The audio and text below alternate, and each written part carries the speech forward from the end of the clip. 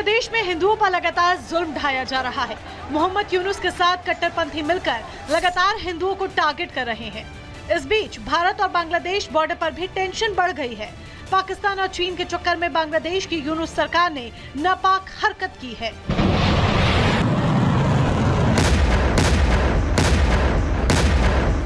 बांग्लादेश ने भारत से सटी सीमा पर पैंतरेबाजी शुरू कर दी।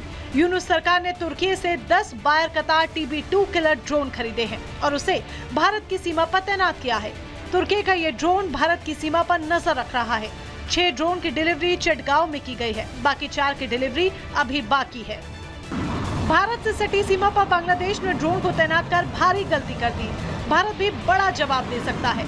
भारत इजराइल से लिया गया हेरोन ड्रोन तैनात कर सकता है, जिससे सीमा पर टेंशन और बढ़ सकती है। हालांकि इस बीच सवाल ये भी उठ रहा है कि बांग्लादेश ने TB2 ड्रोन ही आखिर क्यों खरीदे। दरअसल TB2 ड्रोन जासूसी के साथ हल्के हमले में सक्षम है। ये 150 किलोग्राम का पेलोड ले जा सकता है। मिनी स्मार्ट क्रूज मिसाइल को भी इससे फायर किया जा सकता है। खुफिया टोही मिशन और निगरानी में इसका इस्तेमाल होता है। इसका इस्तेमाल रूस यूक्रेन युद्ध में भी हुआ है।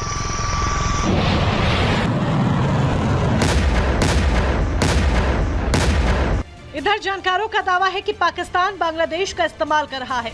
वो हालातों का फायदा उठाना चाहता है और शहबाज शरीफ ये तमाम नापाक हरकत यूनुस सरकार से करवा रहे हैं। दरअसल पाकिस्तान बांग्लादेश का इस्तेमाल करते हुए भारत को टारगेट कर रहा है, वो भी 3 तरफ से। पाकिस्तान का पहला शिकार बांग्लादेशी हिंदू है, जिन पर इतने अत्याचार हो रहे हैं कि हर परिभाषा छोटी पड़ जाए। दूसरा हिस्सा है बांग्लादेशी फौज को मदद कर, जिसके जरिए पाकिस्तान भारत के खिलाफ एक और मोर्चा खोलना चाहता है। तो तीसरा भारतीय सामानों का बहिष्कार, ताकि भारत को आर्थिक चोट पहुंचे।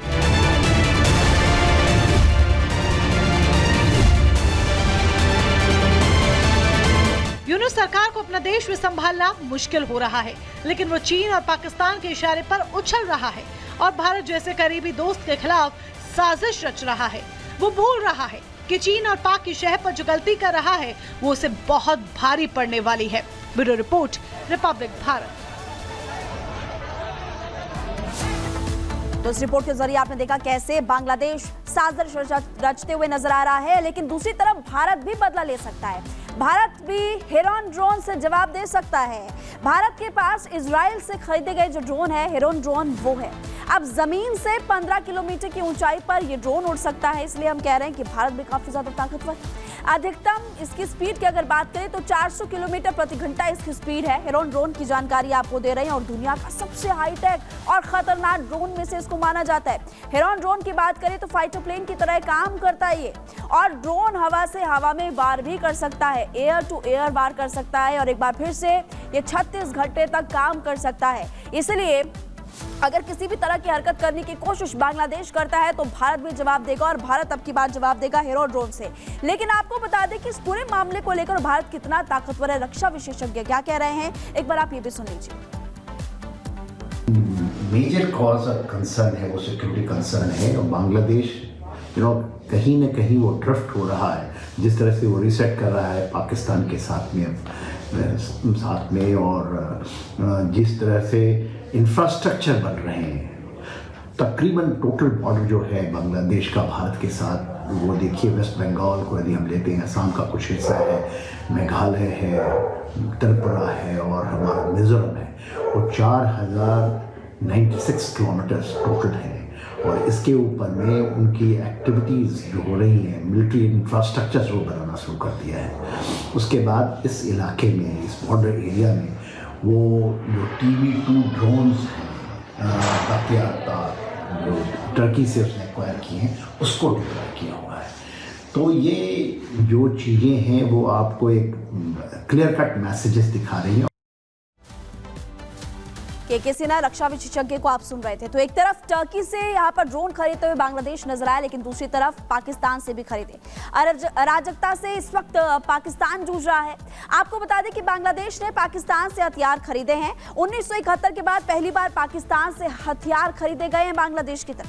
50,000 राउंड गोला बारूद और 3,000 यूनिट टैंक का गोला जो है वो खरीदा गया है। इसके अलावा 50 टन RDS विस्फोटक और 30,000 राउंड गोला बारूद भी खरीदा गया।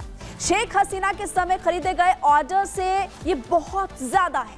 पाक और बांग्लादेश के हालात का पूरा फायदा उठाना चाहता है इस वक्त। हथियारों के जखीरे की खरीद में दलाली की बातें भी सामने आ रही है। तो एक तरफ हमने आपको बताया टर्की और उसके बाद पाकिस्तान से भी हथियार खरीद रहा है बांग्लादेश, लेकिन अब हम आपको ये भी बताने वाले हैं कि आखिरकार उससे कितना फायदा इसको होने वाला है। और अब आपको ये बताते हैं कि के सिन्हा जो कि रक्षा विशेषज्ञ है, इस पूरे मामले को लेकर अभी क्या कह रहे हैं वो भी सुनिए।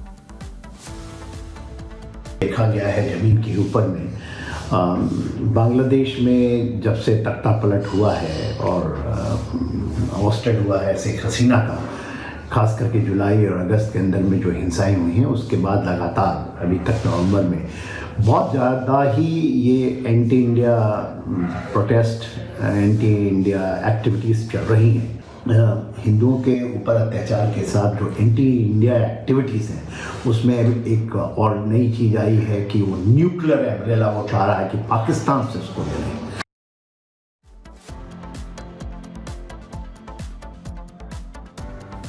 और के सिन्हा रक्षा विशेषज्ञ को लगातार आप सुन रहे हैं कि कैसे बांग्लादेश लगातार बदल रहा है और कैसे यहाँ पर हथियार खरीदते हुए नजर आ रहा है।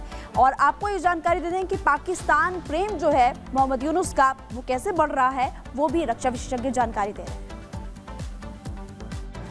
देखिए क्या है, कोई देश जब आपके साथ दूसरों के साथ लग जाए तो वो कितना भी छोटा क्यों ना हो, कितना भी मिलिटरली या नहीं हो, आज के वॉरफेयर में, जो हाइब्रिड वॉरफेयर में, एक capability like drones, capability like your cyber के डोमेन में या दूसरे डोमेन में, और ख़ास करके वो आपके लिए बहुत बड़ा सदर्द कंसर्न हो जाता है। और ख़ास करके बांग्लादेश हमारा अंडरबेली है, हमारे नॉर्थ ईस्ट के लिए और भारत के एक बड़े हिस्से के लिए एक अंडरबेली का काम करता है।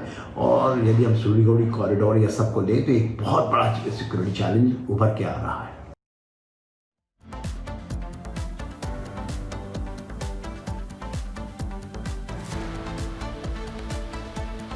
आपको जानकारी दे दें कि एक तरफ है पाकिस्तान जो कि आतंकियों को पालता है, वहीं दूसरी तरफ अगर बात करें मोहम्मद यूनुस की, तो मोहम्मद यूनुस इसी पाकिस्तान से प्रेम करते हैं। मोहम्मद यूनुस की सरकार ने दरअसल यहाँ पर वीजा जो है उसमें काफी ज्यादा ढिलाई बरत दी है और पाकिस्तान को इसका फायदा सीधे सीधे पहुंच रहा है। आपको जानकारी ये भी दे दें कि एक तरफ पाकिस्तान है जो कि आतंकियों को पालता है, लेकिन अब इन्हीं आतंकियों की वजह से पाकिस्तान की जो मुश्किलें बढ़ते हुए नजर आ रही है। इन्हीं सब के बीच बांग्लादेश में हिंदुओं पर जारी हिंसा के बीच अब भारत ने भी एक बड़ा कदम उठा दिया है। 9 दिसंबर को विदेश सचिव बांग्लादेश में जाने वाले हैं और वहां पर एक मीटिंग होने वाली है। इस पर आप इस रिपोर्ट को देखिए।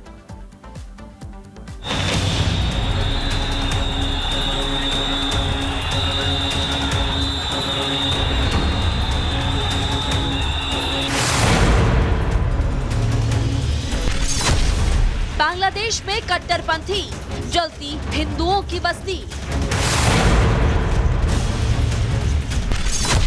हिंदू घर, हिंदू मंदिर, जमाती हमलावर।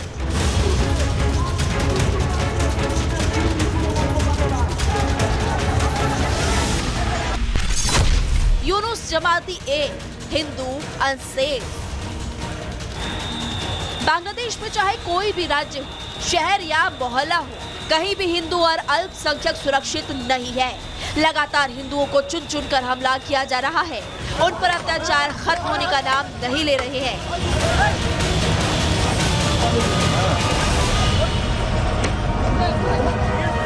कट्टरपंथी जमात ढाका हो या फिर चटगांव, हिंदुओं की बस्ती और मंदिरों को टारगेट कर रही है। दुकान, घर, मंदिर पर लगातार हमले हो रहे हैं। बांग्लादेश में कट्टरपंथी सोच एक बार फिर से एक्सपोज हो गई है। इस्कॉन नमहट्टा मंदिर ने कई तस्वीरें जारी की है, जिसके बाद शांति के नोबेल पुरस्कार विजेता यूनुस के चेहरे पर चढ़ा भाईचारे का नकाब उतर चुका है। सामने आ गया है जमातियों का जिहादी फसाद। तस्वीरों में नफरती गैंग की मंशा साफ दिखाई दे रही है। झलक रही है उनकी मंदिरों और हिंदुओं के खिलाफ सोच। हिंदुओं के संपूर्ण दमन की कहानी लिखने को आमादा यूनुस की कट्टर जमात ने मंदिर को नाम सिर्फ क्षति पहुंचाई, बल्कि देवी और देवताओं की मूर्ति को आग के हवाले तक कर दिया। हिंदुओं पर बांग्लादेश में शेख हसीना के तख्ता पलट के बाद से हमले तेज हो गए हैं, लेकिन धार्मिक नेता चिन्मय कृष्णदास प्रभु की गिरफ्तारी के बाद जमाते इस्लामी और हिफाजत इस्लाम के कट्टरपंथियों ने हिंदुओं पर हिंसा अत्याचार की इंतहा पार कर दी है।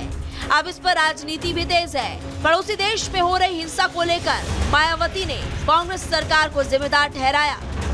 पड़ोसी देश बांग्लादेश में हिंदू जो बड़ी संख्या में जुर्म जाति के वहाँ शिकार हो रहे हैं, उसमें अधिकांश संख्या उन दलितों की है, उन वीकर सेक्शन के लोगों की है, कमज़ोर तबके के लोगों की है, खासकर दलितों की है, जिनकी भारत देश में बहुलता होते हुए भी बंटवारे में जबरन उनको बाबा साहब डॉक्टर भीमराव अंबेडकर को संविधान सभा में चुनकर भेजने की सजा के तौर पर पाकिस्तान को दे दिया गया था। जहां एक तरफ यूनुस राज में हिंदुओं को टारगेट किया जा रहा है, वहीं दूसरी तरफ देश के अलग अलग शहरों में हिंसा के रोष देखे जा रहे हैं। ये गुस्सा, ये उबाल बांग्लादेश की कट्टरपंथी ताकतों के लिए एक चेतावनी है। 125 करोड़ सनातनी बांग्लादेश को ये संदेश दे रहे हैं कि अब वक्त बुरा है, सुधर जाओ वरना सुधारना भी आता है। Bureau report, Republic Bharat.